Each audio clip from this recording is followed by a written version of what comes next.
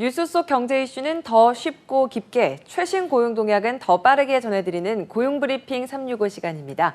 김지수 기자와 함께합니다. 안녕하세요. 네, 안녕하세요. 오늘 어떤 이슈 준비하셨나요? 네, 오늘 준비한 이슈는 거리두기가 끝나고 사실상 일상 회복이 시작되고 있지만 기업들의 일하는 방식은 2년 전으로 완전히 돌아가지는 않고 있습니다. 반드시 사무실에 출근하지 않아도 유의미한 성과를 낼 수 있다는 사실들을 이제 기업이 알게 됐기 때문에 다양한 업무 수행 방식을 시도하고 있는 건데요. 코로나 사태 이후 기업 문화도 크게 바뀌고 있는 분위기입니다. 이슈픽에서 짚어보겠습니다. 코로나19 이후에 재택근무가 정말 자리를 잡았는데 직장인들 같은 경우에 코로나19 이후에도 재택근무를 희망한다 이런 분들이 많더라고요. 네. 재택근무 시대가 끝나고 다시 출퇴근 근무 시대로 복귀를 한 직장인들의 경우에는 좀 힘들어하고 있다고 하는데요. 그런 소식을 전해드린 적도 있죠. 특히 회식 문화 부활에 대한 걱정도 많고 붐비는 시간대 출퇴근 시간 붐비는 것도 힘들고 이제 여러 그런 요인들이 이제 섞여 있는데 네.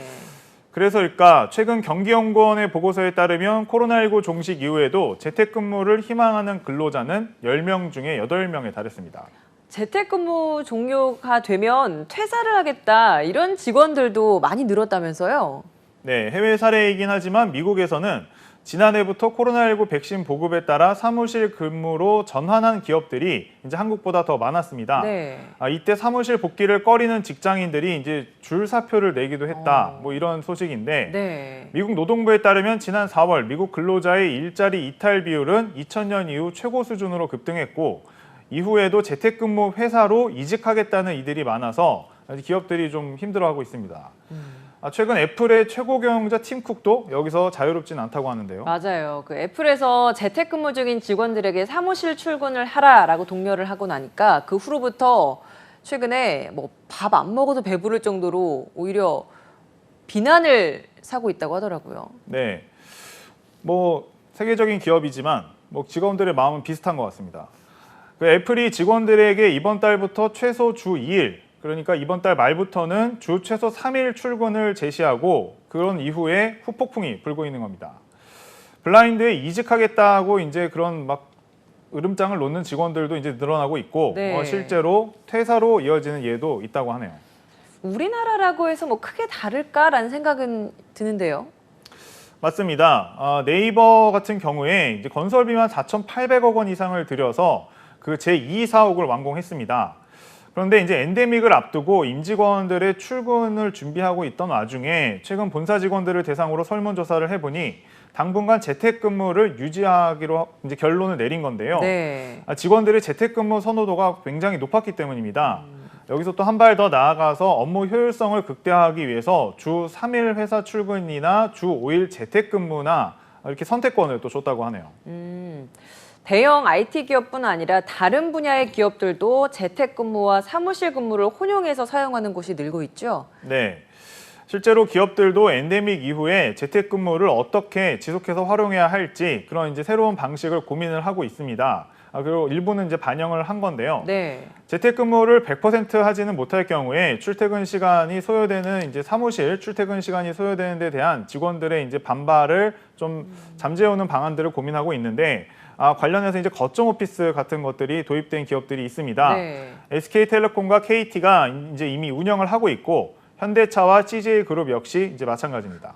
그러면 앞으로 이게 하이브리드형 근무 형태인 거잖아요. 그러니까 이런 것들을 도입을 하거나 선택권을 주는 방식으로 좀 근무지의 변화가 계속 더 생겨날까요? 가능할 것 같습니다. 이제 국내 기업 288개사의 인사 담당자를 대상으로 설문조사를 해보면 코로나19 종식 후에도 재택근무를 도입할 계획이 있다고 답한 기업은 한 30% 수준인데요. 또 이제 구글이 세계 12개국 전문직 종사자 1,200명을 조사한 결과에서도 77%가 3년 안에 이제 거점 오피스 같은 그런 재택과 사업 근무를 병행하는 하이브리드 업무가 표준이 될 것이다. 그런 응답도 있습니다. 네, 정말 코로나19 이후에 기업 문화의 가장 큰 바뀐 점이라고 하면 바로 이 부분인 것 같습니다. 재택근무의 효율성을 체험해본 직장인들 입장으로서는 완전히 이 재택근무를 포기하기가 참 어려운 건데 이렇다 보니까 앞으로 어떤 직장을 선택할 때도 이런 근무 형태도 꽤 중요한 요소가 되겠어요. 네.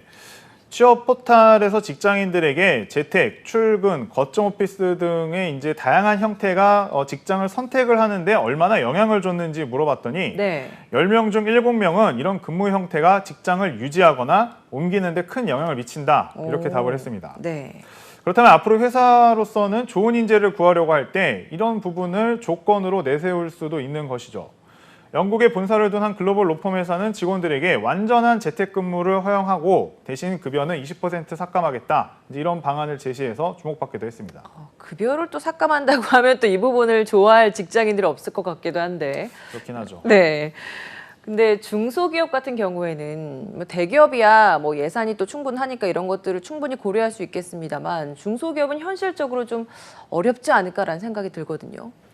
네, 맞습니다. 그래서 고용노동부가 이제 재택근무 도입에 어려움이 있는 사업장에 대해 맞춤형 컨설팅을 제공을 하고 각종 정부의 지원 제도와 연계해 부담을 덜어주려고 하고는 있습니다. 재택근무 프로그램 설치 등 인프라 구축 비용을 최대 2천만 원까지 지원하고 있고 인사 노무 비용도 직원 1명당 360만 원까지 지원해서 재택근무에 따라 추가로 발생하는 사업주의 부담을 줄여주려고 노력은 하고 있습니다. 네, 한컷 이슈도 짚어보겠습니다. 오늘 한컷 이슈는 어떤 내용인가요? 네, 오늘 한컷 이슈는 엔데믹 시대에 달라진 풍경이 또 하나 있죠. 바로 사내 이직인데요. 이직을 하면 보통 다른 회사로 옮기는 것을 이제 당연히 생각을 할 텐데 네.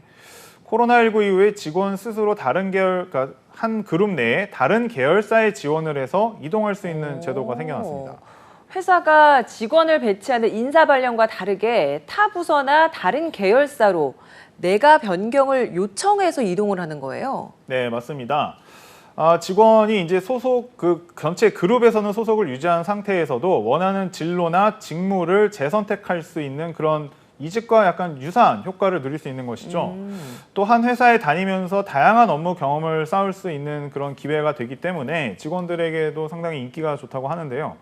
한 설문 조사를 보면 직장인들은 사내이직 제도의 10명 중에 8명이 도움이 될 것 같다. 이렇게 답을 했습니다. 뭐 기업 입장에서도 경력직 사원들 이탈을 막는 효과도 클 것 같네요. 그렇습니다. 실제로 이제 평생 직장이라는 개념은 사실 이제 사라진 상태인데 그만큼 경력직으로 다른 회사에 이직을 하는 경우들도 많기 때문에 그 그룹 입장에서도 인재의 이탈을 막을 수 있고 또 인재를 적재적소에 배치할 수 있다는 장점이 있습니다. 근데 또 이 얘기를 듣다 보면 생기는 궁금증이 상대적으로 좀 선호하는 부서들이 있기 마련이잖아요. 그러니까 이런 부서에 지원 인력이 많이 몰리거나 그러진 않을까요? 물론 선호하는 부서나 계열사가 존재는 할 것 같습니다. 네. 그렇지만 일단 사내이직 제도라고 해서 전부 다 받아들여 주는 것은 아니고요. 그 부서에 당연히 TO가 있어야 되고 그래야 이제 지원이 가능하고요. 네. 그 지원을 받는 경우에도 그 지원자에 대해서 경력과 기존의 어떤 직무의 연관성 이런 것들을 다 검토를 해서 사실상 사내에서 옮길 뿐이지 이직과 상당히 유사한 구조에서 이루어진다고 합니다.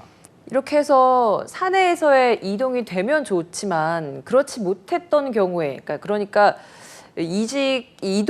부서 이동에 실패했을 경우에는 다시 그 부서에 남아야 되잖아요. 그러면 그 내부에선 좀 이탈자라고 낙인 찍히지 않을까 이런 걱정도 들거든요. 네, 충분히 걱정이 될 만한 지점인 것 같은데요. 네. 그런 부분들은 이제 단점이라고 볼 수 있고, 그래서 이제 우려되는 부분이기도 합니다. 제도를 운영하는 이제 롯데 같은 경우에는 다른 계열사 지원으로 인한 불이익과 보복을 일단 명시적으로 금지하고 있다고 합니다. 직원들이 안심하고 지원할 수 있도록 채용 과정은 비밀에 붙이는 거고 또 지원 사실부터 이력, 합격 여부 등도 지원 회사 내에서 최소한만 알림할 수 있도록 되어 있습니다. 사내 이직이 외부에 유출되지 않도록 직원을 일단 보호하겠다 이런 기준은 가지고 있는 것이죠. 네. 코로나19 이후 사회 곳곳에서 기존의 관행을 깨고 새롭게 정립해가는 작업이 이루어지고 있는데요. 직장 문화는 앞으로 또 어떻게 새롭게 바뀌어갈지 주목됩니다. 오늘 김지수 기자와 함께했습니다. 고맙습니다. 네, 감사합니다.